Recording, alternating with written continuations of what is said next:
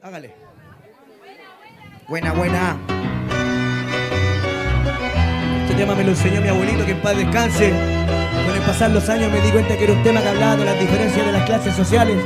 Así que ahora lo vamos a interpretar para entregar mensajes de conciencia.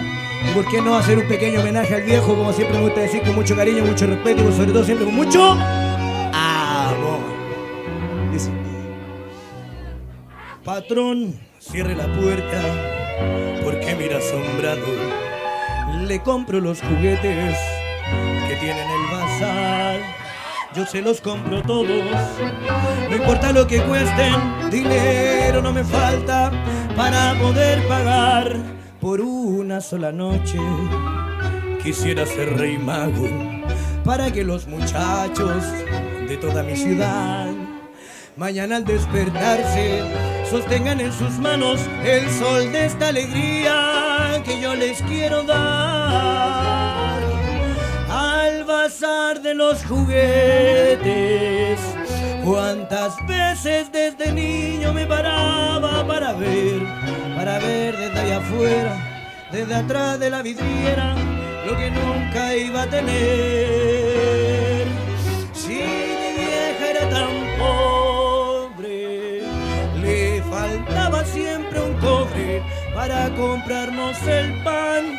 Y hoy que puedo, que la suerte me sonríe, yo no quiero que haya un niño que no tenga su juguete para jugar.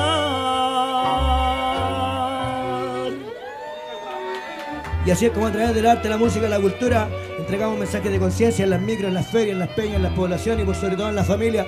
Porque no puede ser posible que aceptemos un sistema tan injusto en donde exista gente de supuestos importantes apellidos con la capacidad y el poder económico de comprar el mar, la tierra, la educación, la salud a los trabajadores y sus conciencias, tan solo para seguir enriqueciendo a unos pocos, mientras en las poblaciones aún existen familias que no tienen para vivir con algo de dignidad. Así funciona este sistema capitalista y así a través del arte y el fuego seguimos combatiendo con mucho cariño, mucho respeto y por sobre todo siempre con mucho amor.